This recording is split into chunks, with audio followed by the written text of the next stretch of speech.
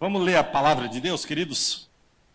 Salmo, na CF, Salmo de número 46, versículos 1 ao 11. É o salmo inteiro. Você conhece muito bem, nós vamos ler juntos. Deus é o nosso refúgio e fortaleza, socorro bem presente na angústia. Portanto, não temeremos, ainda que a terra se mude, ainda que os montes se transportem para o meio dos mares, ainda que as águas rujam e se perturbem, ainda que os montes se abalem pela sua braveza. Há um rio cujas correntes alegram a cidade de Deus, o santuário das moradas do Altíssimo. Deus está no meio dela, não será abalada. Deus a ajudará já ao romper da manhã. Os gentios se embraveceram, os reinos se moveram. Ele levantou a sua voz e a terra se derreteu.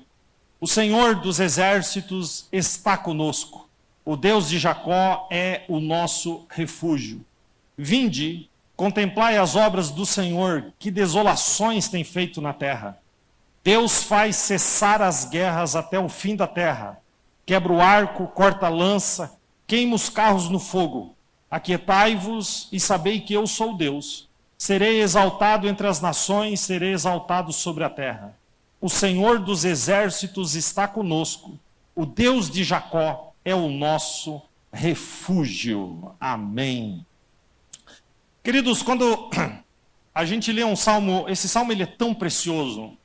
Na verdade, eu sou suspeito para falar desse salmo, porque é, sem dúvida nenhuma, um salmo que eu leio quase que semanalmente. É um salmo tão especial, tão lindo e tão maravilhoso. A gente tem a impressão de que quando o salmista escreveu esse salmo, ele estava vivendo um momento de tanta calmaria, de tanta paz, com seu coração transbordante. Mas isso não é verdade. Esse salmo ele é escrito em meio a uma circunstância terrível. E eu vou falar sobre isso. Mas esse salmo ele se contrapõe a perguntas que nos cercam o tempo todo. Perguntas como estar em paz com Deus e consigo mesmo, quando o mundo inteiro está desabando? Como manter a calma em um mundo cheio de tantas crises existenciais? Como estar em paz num mundo de tanta instabilidade? Como seguir na rota do propósito existencial para a nossa vida, mesmo diante de circunstâncias tão adversas? Como manter-se firme sem perder a paz de espírito, a tranquilidade e o equilíbrio? A gente sabe que a paz ela não é ausência de um problema, de uma guerra ou de um conflito. A paz é ter a serenidade em meio à turbulência. Eu não estou falando, gente, da paz do mundo. Estou falando da paz que vem de Cristo. Em João, capítulo de número 14, versículo 27, Jesus diz assim: deixo-vos a minha paz vos dou. Ele não está falando de uma paz circunstancial ou de uma paz que se encontra no mundo, nas coisas dessa vida. Isso é tão verdade que ele continua e diz: deixo-vos a minha paz vos dou. Não vou-la dou como o mundo dá. Ele não está falando de uma paz que é proporcionada pelo mundo. Às vezes, a gente tem momentos de paz proporcionado pelo mundo, né? Quando terminamos de pagar as contas do mês, vem aquele sentimento de paz que logo é atropelado por um novo mês que se inicia. Às vezes, a gente tem um sentimento de paz porque conseguimos uma conquista ou porque vencemos um desafio. Mas essa paz do mundo, ela é tão passageira e ela é circunstancial. Dependendo do que está acontecendo, o meu coração é inundado por paz. Dependendo do que está acontecendo, essa paz não existe. Então Jesus se levanta e ele diz: olha, eu vos deixarei a minha paz e a minha paz eu vos darei. Eu gosto disso. Jesus não cobra pela paz dele. Ele é a paz. Ele derrama sobre nós a sua paz. E ele diz: eu não a dou como o mundo dá. E aí ele vai continuar, ele diz: por isso, não se turbe o vosso coração e não tenha medo. Numa outra tradução diz: não se atemorize. O Senhor está falando de um lugar que é no mundo, mas que é um lugar específico onde a paz dele é ministrada, é derramada, independente das nossas circunstâncias. O Salmo 46, que eu li, retrata um ambiente de guerra. O ambiente externo, quando o salmista escreve o Salmo de número 46, era desolador. Mas, ao escrever o Salmo 46, mesmo diante de um ambiente externo desolador, esse salmista, o escritor do Salmo, ele revela algo maravilhoso que estava dentro da sua alma. Ele demonstra confiança, estabilidade e segurança. Quando a gente vai ler a história dos Salmos e os historiadores, a gente sabe que o Salmo 46 foi escrito numa circunstância terrível. O rei Senaqueribe, o rei da Síria, ele invadiu Judá e ele sitiou, ele cercou Jerusalém, de modo que o povo ficou dentro da cidade, sitiado, cercado.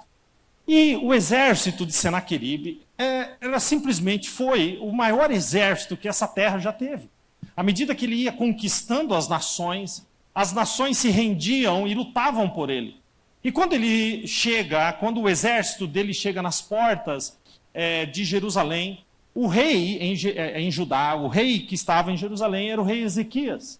E o Senaqueribe manda um mensageiro que chega no pé das paredes ali dos muros de Jerusalém e ele começa a trazer a notícia, a intimidação de Senaqueribe. E a intimidação dele, quando você lê Isaías capítulo 36 e 37, eles sabiam intimidar. Então eles provocam, eles debocham.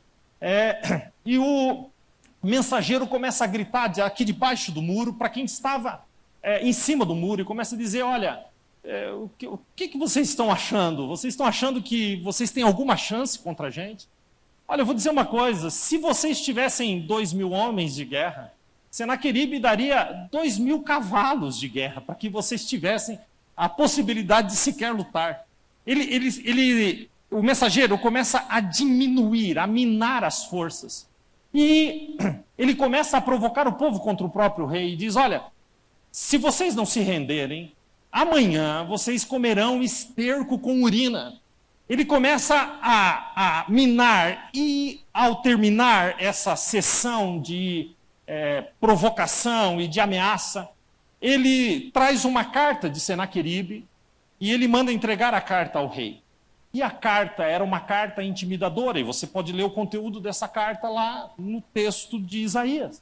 E uma das coisas que ele intimida na carta, Senaqueribe escreve para Ezequias, e ele escreve ao povo através daquela carta, e aqui Senaqueribe entra numa área que não deveria ter entrado.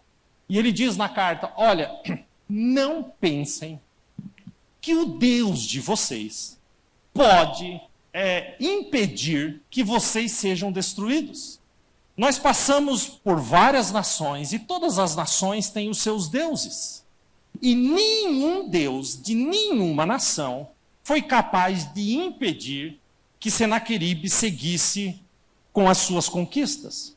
Por isso, não se enganem em pensar que vocês escaparão, ou que o Deus de vocês terá poder para livrá-los da mão de Senaqueribe.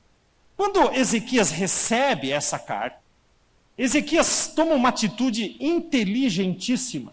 Ezequias vai até o templo, até a igreja, ele rasga as suas vestes, ele pega a carta de Senaqueribe e ele coloca em cima do altar, e ele, em outras palavras aqui, conjecturando para ficar mais fácil de entender, ele simplesmente empurra a carta no altar como quem dissesse, olha, Deus, o meu Deus, me mandaram uma carta no meu endereço, mas na verdade é para ti.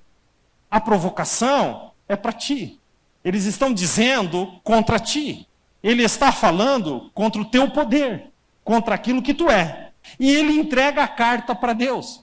A carta foi mandada para Ezequias, mas a carta falava do Deus de Ezequias. A partir desse momento, Ezequias entende que o problema já não era só dele, mas era um problema do Senhor. E o que acontece é que Deus levanta então o profeta Isaías, profetiza para Ezequias, e na manhã do dia seguinte, Deus envia um anjo, e esse um anjo mata 185 mil homens de Senaqueribe.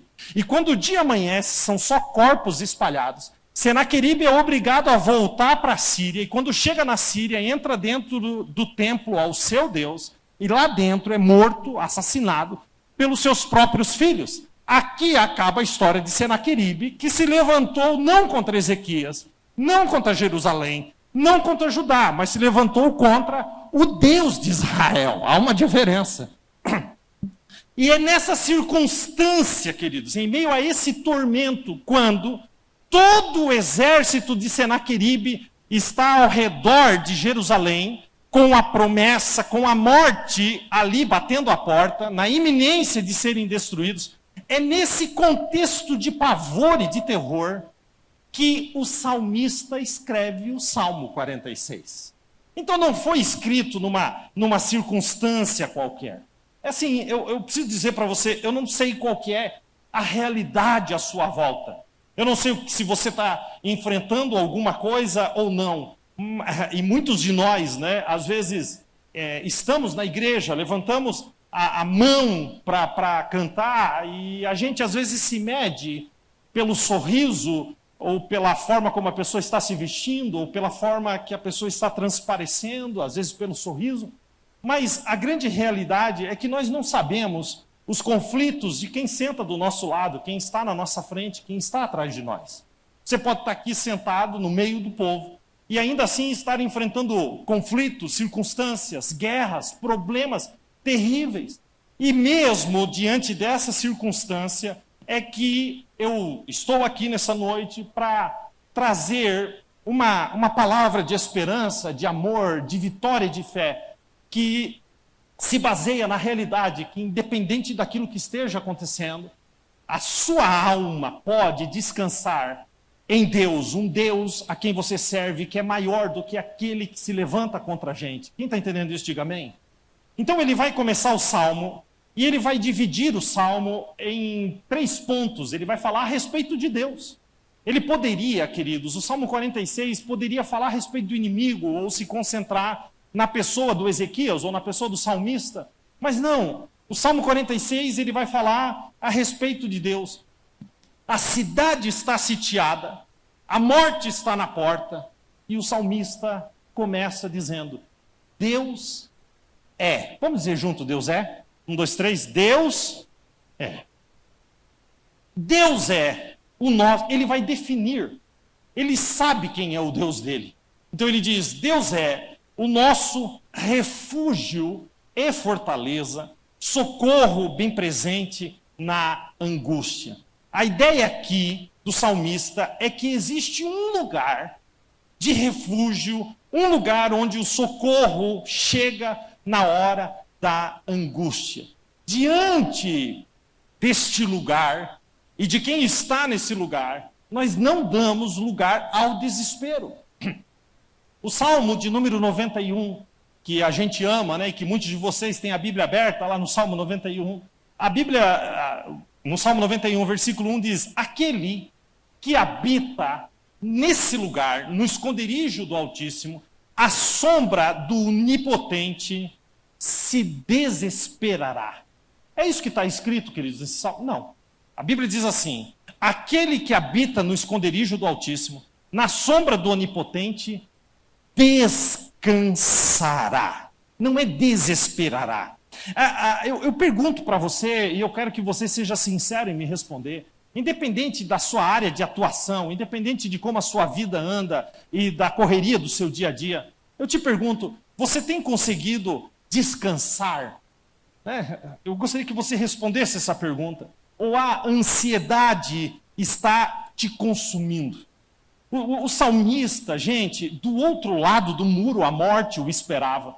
Mas o salmista fala de um lugar de refúgio, de fortaleza, de socorro. Aonde é esse lugar? Ou em que momento eu posso acessar esse lugar? Ele diz, esse lugar ele está bem presente na angústia, porque Deus A gente lê o Salmo 91 e a gente percebe um salmista no mesmo entendimento, não vivendo pelas circunstâncias, mas vivendo pelo Deus que ele tem. E no Salmo 91 ele diz, ele é o meu Deus. O Salmo 91, o salmista diz assim, eu direi do Senhor, eu vou dar testemunho a respeito do meu Deus. Se fosse para você dar um testemunho a respeito de Deus, o que você faria? Ou o que você falaria de Deus? O salmista diz assim, direi do meu Senhor, ele é o meu Deus, ele é o meu refúgio, ele é a minha fortaleza, e nele eu confiarei.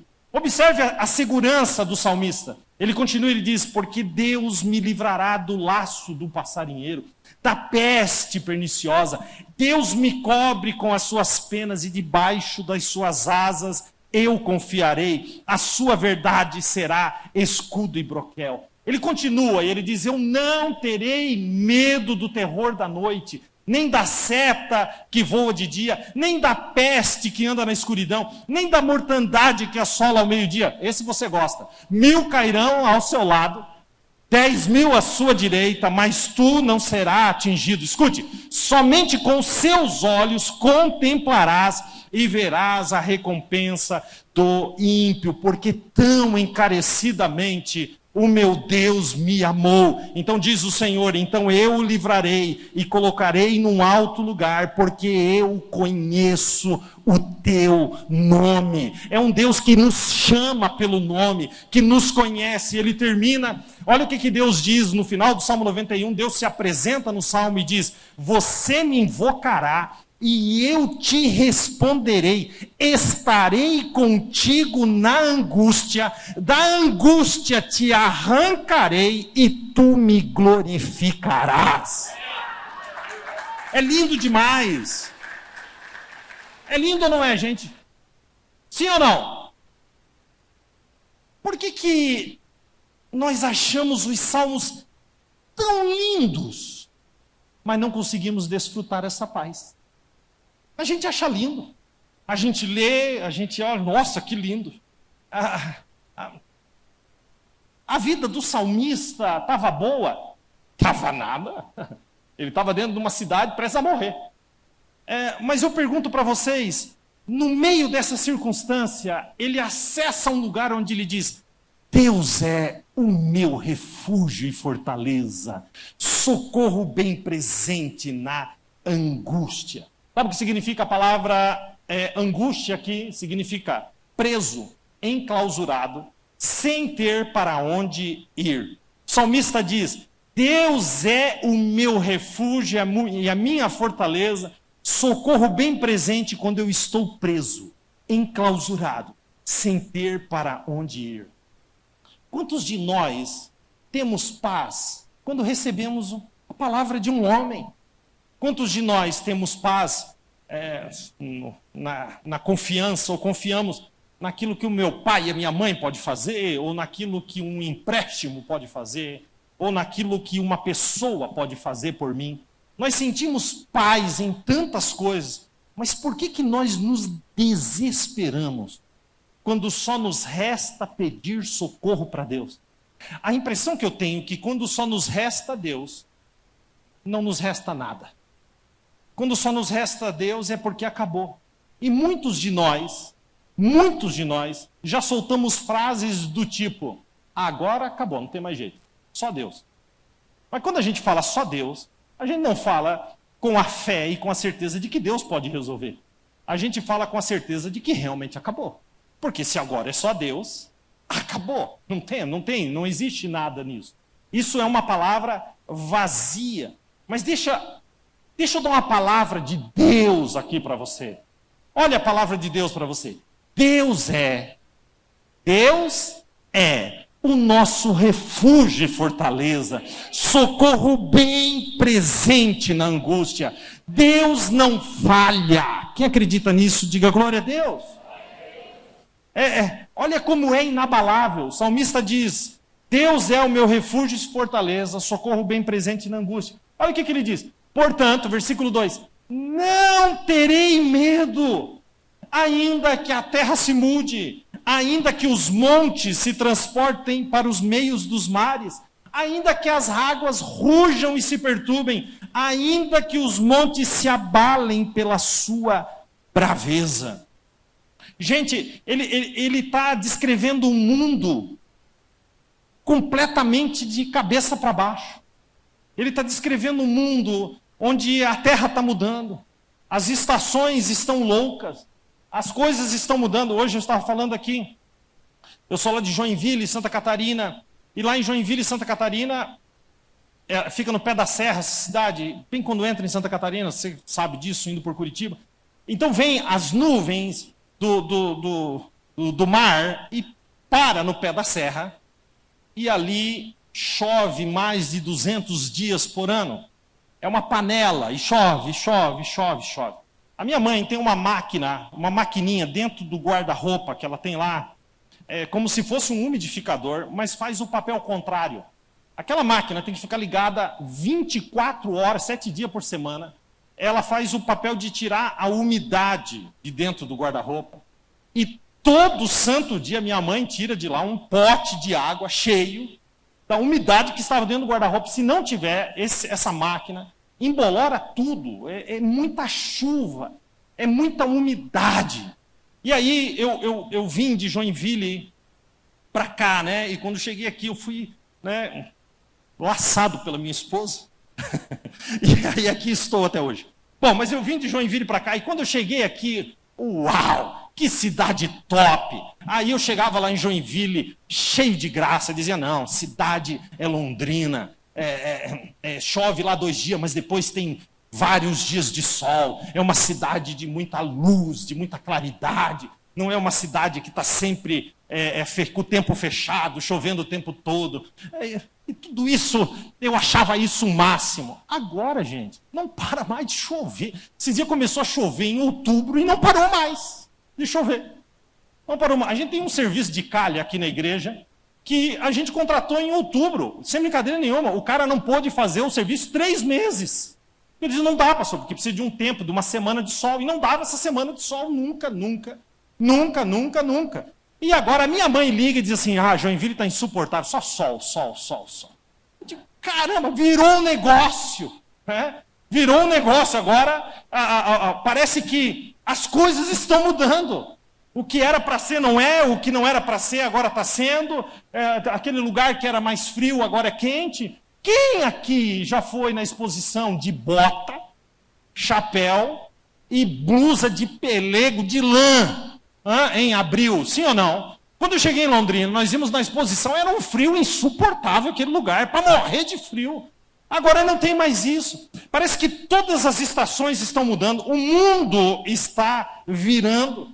Né? E na descrição do salmista, águas que rugem e se perturbam, hoje invadem a terra em forma de tsunamis. Parece que tudo está virando, as montanhas se abalam, como o salmista diz, e a gente sabe que os vulcões estão pelo mundo inteiro espalhados, entrando em erupção, abalando as montanhas. A gente sabe, queridos, que isso é um sinal do tempo do fim. Paulo, escrevendo aos Romanos, capítulo 8, versículo 22, ele diz, porque nós sabemos que toda a criação geme, e juntamente está com dores de parto, até que Cristo venha.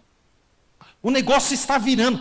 Tudo está virado de cabeça para baixo. E nós estamos sujeitos a tudo isso. Nós estamos aqui. Mas o salmista chega diante dessa circunstância e ele diz, porém, não temeremos.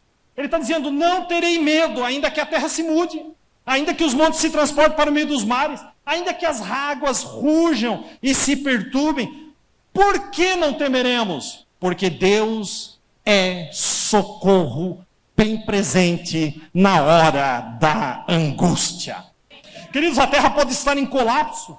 Senaqueribe pode estar do outro lado do muro. Mas eu não tenho medo, porque Deus é socorro bem presente na hora da angústia. Olha como ele muda aqui. Olha como ele muda. Ainda que as águas rujam, ainda que se perturbem, ainda que os montes se abalem pela sua braveza. Escute a voz dele agora dizendo. Há um rio cujas correntes alegram a cidade de Deus, o santuário da morada dos Altíssimos. Ele está dizendo: o mundo está caindo, mas existe um rio cujas correntes alegram a cidade de Deus. O salmista sabia, querido, que Ezequias, ele fez uma obra magnífica que está lá em Jerusalém até hoje. Como Jerusalém não tem um rio que passa no meio da cidade, então ele saiu fora da cidade, mandou tapar todos os poços e fez um aqueduto subterrâneo que leva a água das cisternas e que leva a água dos poços até dentro, por baixo do muro, dentro da cidade de Jerusalém. Isso é uma obra de engenharia para a época que foi feito sem precedentes. E essa água, ela é canalizada e ela sai lá dentro do tanque de Siloé. Então, quando a cidade era cercada, o objetivo de quem cercava a cidade era matar de fome, mas isso podia levar muito tempo. Ou matar de sede, e isso era rápido. Matar de sede é muito mais rápido do que matar de fome. Então, Ezequias, prevendo o cerco e as invasões dos inimigos, ele faz esse aqueduto. Então, assim, o inimigo não sabe. O inimigo não entende por que eles ainda não morreram. O inimigo não tem ideia do que está acontecendo. Mas há um lugar subterrâneo que o inimigo não vê, que passa um rio. Por isso, o salmista escreve: há um rio cujas correntes alegram a cidade de Deus. Só sabe quem está dentro da cidade. Só sabe quem é alcançado por esse rio e por essa água. O inimigo não entende. O salmista entende que o inimigo não pode cortar a água, mesmo com um cerco. Existe um rio. Isso nos mostra, queridos, que de onde ninguém espera, Deus providencia uma fonte. A ideia aqui é: ainda que tudo esteja desmoronando, há um rio que mata sua sede e que alegra a cidade de Deus. E ainda que o inimigo não entenda, ainda que a adversidade bata na sua porta, existe uma alegria do Espírito Santo dentro de você, que muita gente não compreende. Querido, se fosse só para analisar a sua vida, não era nem mais para você estar aqui. Quantas coisas você já enfrentou, já passou, já viveu. Tudo que foi feito por esse inimigo para destruir a sua vida. Mas olha onde você está. Você está aqui porque você bebe deste rio. João 4,14, Jesus diz: aquele que beber da água que eu lhe der, nunca mais terá sede, porque a água que eu lhe der se fará nele uma fonte que saltará para a vida eterna. Por isso que muitas pessoas não entendem como que a gente continua seguindo. A gente continua seguindo não é porque eu sou, mas é porque Deus é. Jesus Cristo é o mesmo ontem, hoje e eternamente. Deus é. O salmista começa dizendo: Deus é. Diga comigo: Deus é, mais uma vez. Deus é. Deus é tudo o que a gente precisa. Deus é. Quem entendeu isso, diga amém. Mas agora o salmista vai dar um passo a mais. E ele diz: Deus é. E agora no próximo ele diz: Deus está. Vou repetir. No primeiro momento ele apresenta um Deus que é. No segundo momento ele apresenta um Deus que está. Olha o que ele diz no Salmo 46, no 5. Deus está no meio dela e ela não será abalada. Lá fora, querido, tudo está fora do normal. A terra mudando, os montes se transportando por meio dos mares, as águas rugindo, o inimigo na porta. Mas aqui dentro, Deus está. E onde Deus está, nós não seremos abalados. Onde Deus está, existe equilíbrio. É por isso que as pessoas não entendem a paz que a gente tem. Que tudo às vezes está desabando. Mas você continua de pé. Porque onde Deus está, você não é abalado. Salmo 125:1, o salmista escreveu assim: os que confiam no Senhor serão como os montes de Sião, que não se abalam, mas permanecem para sempre. Por isso, deixa eu lhe dar uma palavra pastoral com muito amor. Calma. Para de explodir. Porque isso é um sinal de que Deus não está.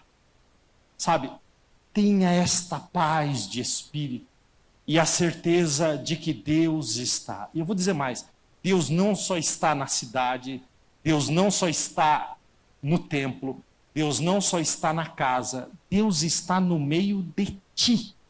Quem está entendendo isso? Olha o que o profeta profetizou em Sofonias 3:17. Escute isso. O Senhor teu Deus, o Deus poderoso, está no meio de ti para te salvar. Escute, ele diz, Deus está no meio, a cidade não será abalada. Escute o que ele diz agora. Deus a ajudará no romper da manhã. Ele está dizendo, ainda que a gente está indo dormir, jurados de morte para amanhã, nessa noite, enquanto descansamos, Deus nos ajudará quando o dia amanhecer.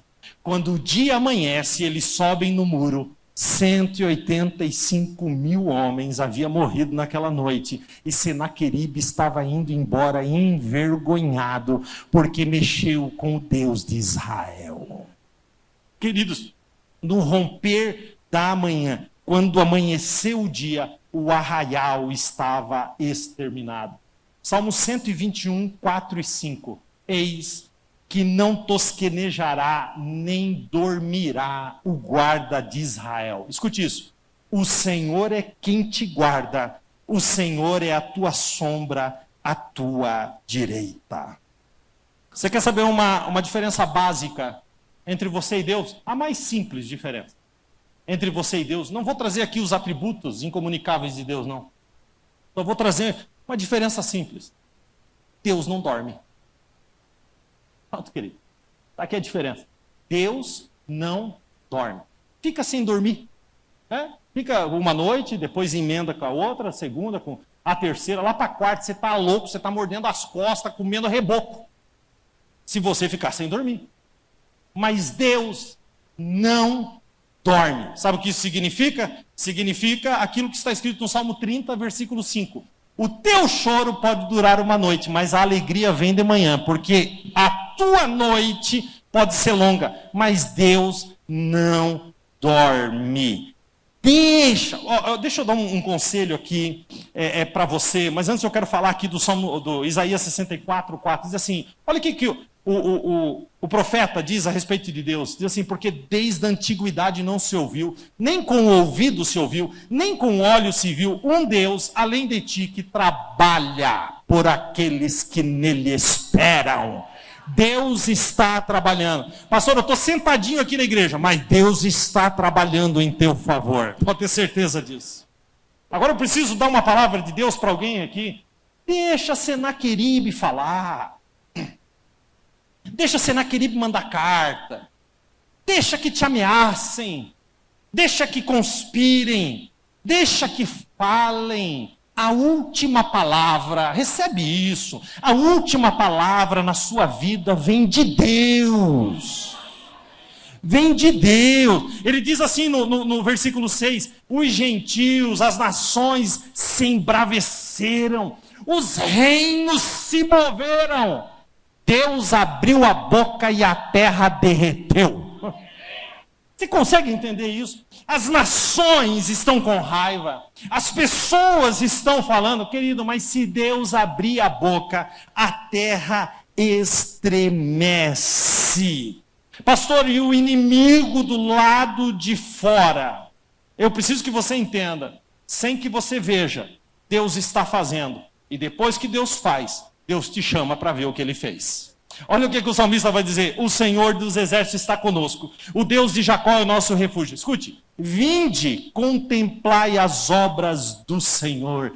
Que desolações Deus tem feito na terra. Primeira coisa. Deus é. Quem está comigo, diga amém. Segunda coisa, Deus está.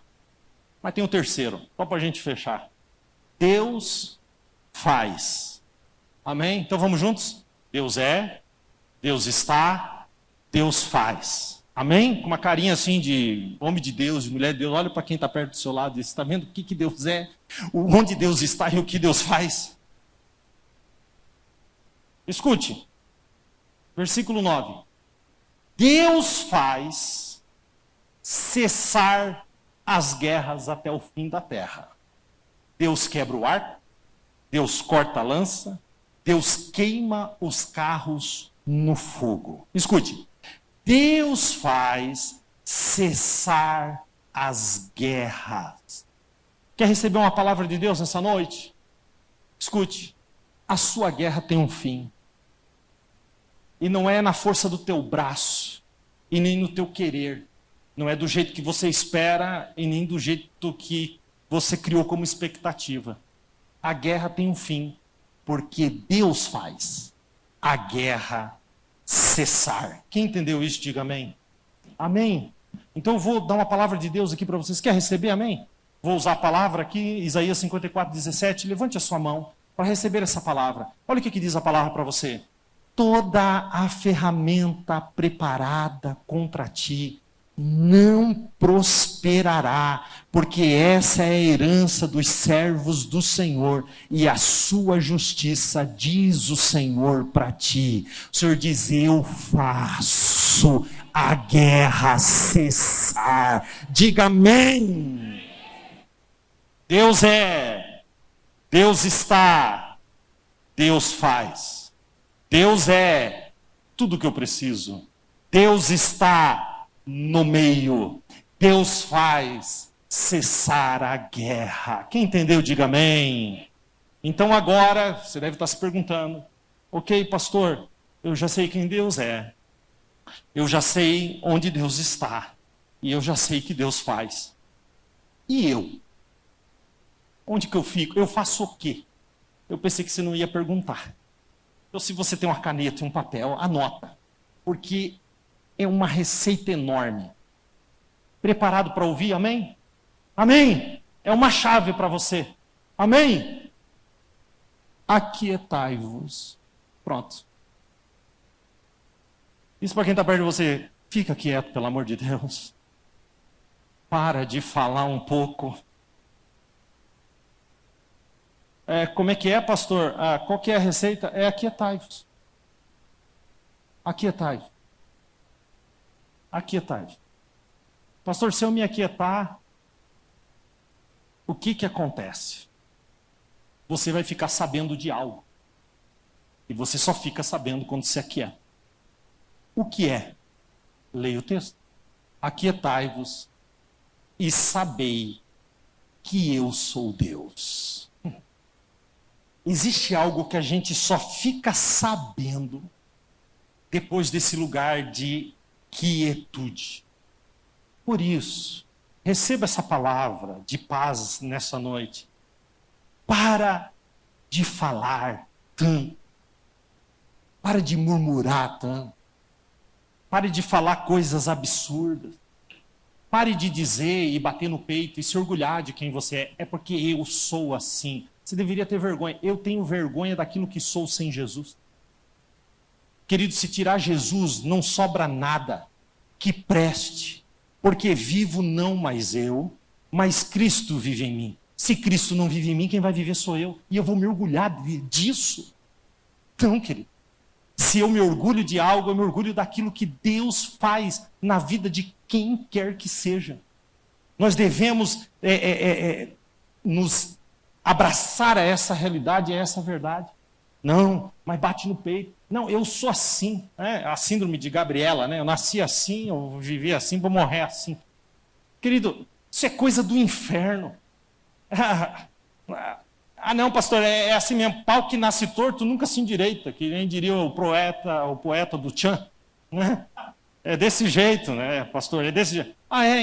Então leia a palavra de Deus. Leia lá em Isaías. Aquilo que está torto se endireitará pelo poder de Deus. Queridos, a nossa vida ela pode ser transformada num lugar de quietude. Tem gente que fala o que quer e diz, eu falo mesmo porque eu sou desse jeito. Tem gente que traz uma palavra, sabe, há um desequilíbrio, há um estresse, há uma gritaria. O aquietai-vos aqui, preste bem atenção no que eu vou falar. O aquietai-vos aqui, quando você vai ler esse texto e quando você vai estudar os originais, o aquietai-vos aqui é um Deus que coloca a mão no seu peito e te coloca atrás dele e diz, eu vou na frente, eu vou fazer, fica quieto e observa e me conhece e me veja e me reconheça trabalhando. Se você estiver na frente, você não me vê. Mas se você estiver atrás, você não vê o problema. Se você estiver na frente, você só vê o problema. Mas se você estiver atrás, você nem o problema vê. Porque eu estou entre você e o problema. Deus está dizendo, vem para trás e se aquiete. Se aquiete para conhecer que eu sou Deus. Deus está dizendo, quando for a sua hora de fazer, eu vou mandar você fazer. Mas quando for a minha hora de fazer, se aquiete e veja. Existe um momento, querido, que a gente precisa entrar nesse lugar de quietude. O milagre, aliás, o único milagre de Jesus, que é contado nos 4 evangelhos, Mateus, Marcos, Lucas e João. O único milagre que é contado nos 4 evangelhos é o milagre da multiplicação dos pães e dos peixes. Esse é o único milagre. Então existem coisas nesse milagre que são maravilhosas. São contadas, existem milagres que são contados em 3 evangelhos, em 2, em 1, mas esse é o único que é contado nos 4. E quando eu destaco a forma como João contou esse milagre, lá no capítulo 6 do Evangelho de João, versículo 8 e 10, a Bíblia vai dizer que um dos discípulos de André, a realidade era 5.000 homens, fora mulheres e crianças, estavam ali e estavam com fome. Quando a gente fala 5.000 homens, fora mulheres e crianças, vamos dobrar, né? 5.000 homens, mulheres, mais 5, dá 10, e crianças, mais 5, dá 15. Estamos falando de uma multidão de no mínimo 15. Claro que eu estou chutando lá embaixo, porque no Antigo Testamento e no Novo Testamento, na época de Cristo, a média de filhos era em torno de 10 a 20. Então a gente podia colocar 5.000 homens, 5.000 mulheres, umas 50.000 crianças. Era muita criança. Mas vamos deixar a conta no 15. Não tem onde comer. Não tem a padaria ali perto, né? Ah, que delícia. Não tem, não. Não tem rosca, não tem pão, não tem nada. Não tem o que comer. Eles estão no meio do nada. E aí, o André chega para Jesus e diz assim, olha, tem aqui um rapaz com 5 pães e 2 peixinhos. O que André está fazendo? André está na frente de Jesus. Ele olha os 15.000, ele olha os 5 pães, os 2 peixinhos, e o próprio André ele aceita na alma dele uma palavra, um veredito. Ele diz, mas o que é isso para tantos? O que é 5 pães e 2 peixinhos para esse tanto de gente? Ele aceita, por quê? Porque Jesus está atrás. Jesus não está na frente. Ele vê o que tem de provisão, ele vê o tamanho do pepino do problema, e ele diz, eu estou olhando aqui, não dá para fazer nada. O que é isso para tanto? Eu não sei se você já se sentiu assim, diante de um problema, seja na sua casa, na sua família. Olha, o problema está tão grande que aquilo que sobrou não dá para fazer nada. É quando nós estamos na frente de Deus e deixamos Deus atrás. Então Jesus, olha o que diz o texto. Eu vejo, na minha mente, que Jesus põe a mão no peito de André e puxa André para esse lugar. Agora, em vez de você ver a provisão e o problema somente, e a impossibilidade, olha para mim. Olha para mim. E quando Jesus se coloca nessa posição, e Jesus abre a boca para falar, Jesus diz assim, está lá no versículo de número 9 de João 6. Jesus diz assim, e disse Jesus, mandai que os homens se assentem. Depois você lê lá na sua casa. O texto diz, Jesus diz assim, manda que os homens se assentem. Querido. Quando Deus manda se aquietar, se prepara. O que eu estou pregando aqui é de um Deus que está dizendo para você nessa noite, para, aquieta-te e você vai saber que eu sou Deus. É isso que eu estou pregando aqui nessa noite. Ele manda sentar e o povo senta porque havia muita relva naquele lugar. Eu amo esse detalhe. Havia muita relva naquele lugar. Quando Jesus estava indo para lá, ele, que é Deus, já deu uma ordem à natureza. Faz crescer o sofá lá para onde eu estou indo, para eles sentarem quietinhos na relva. Enquanto eles estão caminhando, a relva está crescendo, crescendo, crescendo. Quando eles chegam, a relva está alta, todo mundo senta, deita e descansa. Aquietai-vos, porque vocês vão ver que eu sou Deus. Ele agradece ao pai e começa. Distribui um pedaço de pão para um, para outro, para outro, para outro, para outro, para outro. E não acaba o pão, não acaba o pão, não acaba o pão, não acaba o pão. E peixe, peixe, peixe, peixe. Todo mundo vai comendo, comendo, comendo, comendo. Comeu todo mundo até não aguentar mais. E quando terminaram de comer, tinha sobrado 12 cestos cheios.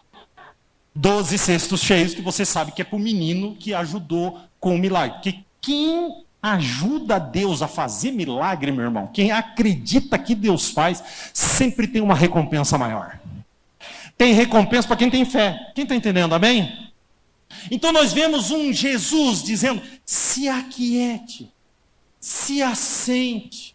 Por isso, nessa noite, eu quero liberar uma palavra de paz para o teu coração. Não a paz do mundo, não uma paz baseada numa confiança em pessoas, em homens, mas uma paz que é dada pelo próprio Jesus. Salmo 29:11 diz assim, o Senhor dará força ao seu povo, o Senhor abençoará o seu povo com paz. Talvez você está pensando que Deus vai te abençoar com as coisas dessa terra, mas deixa eu lhe dizer, antes de mais nada, Deus quer te abençoar com paz.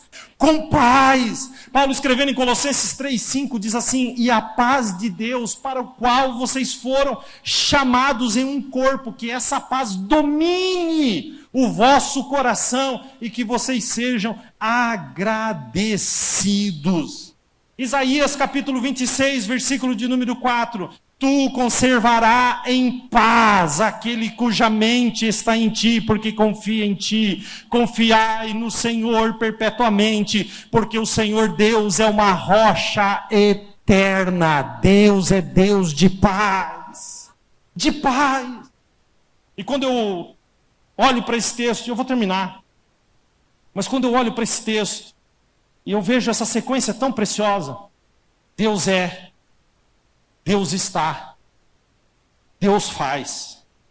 E no final o salmista diz, fica quieto, porque Deus é.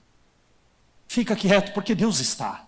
Mas eu não vejo, eu não sinto, eu não. Querido, não importa o que você pensa ou sente, Deus está no nosso meio.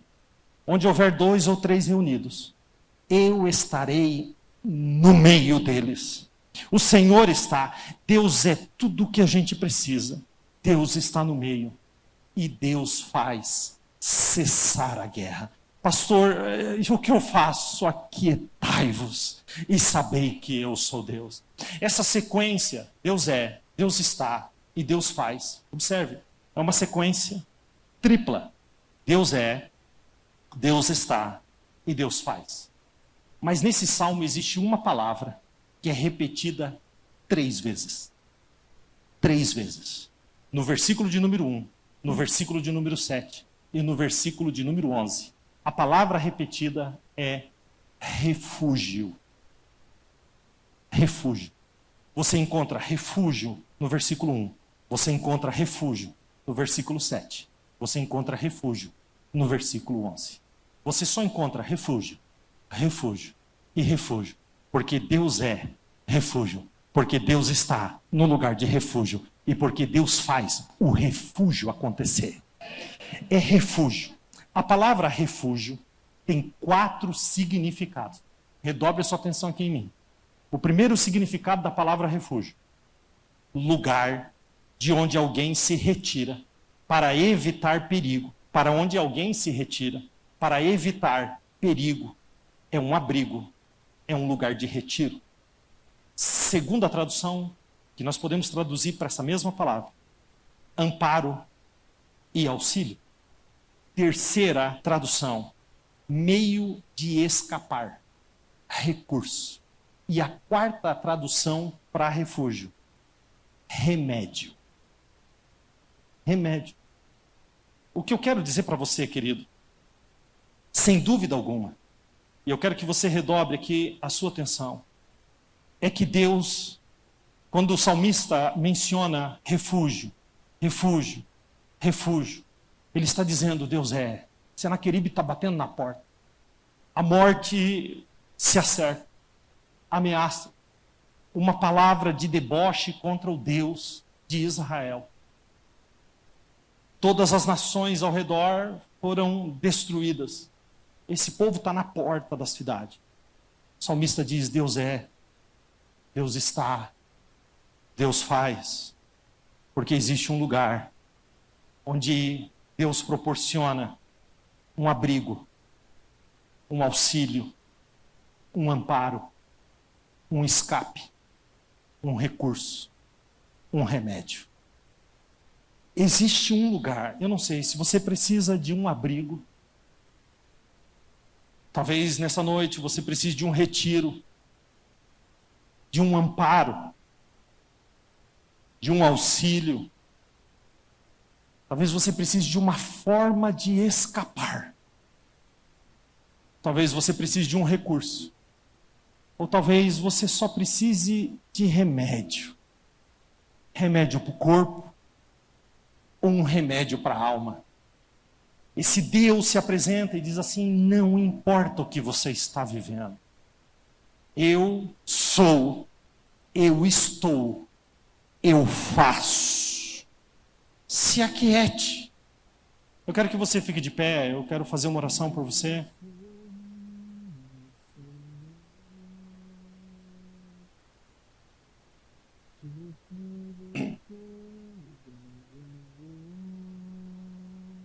Que salmo lindo e maravilhoso. Eu quero que a partir de hoje esse salmo seja o seu mais novo preferido. Quando a gente enfrenta problemas, quando a gente enfrenta lutas, tempestades e adversidades, eu sempre corro para esse salmo. Esse salmo, ele tem a capacidade de, quando você entende esse salmo, ser transportado de um lugar de angústia, de medo, de pavor, para esse lugar de abrigo, de retiro, de amparo, de auxílio, de recurso, de remédio.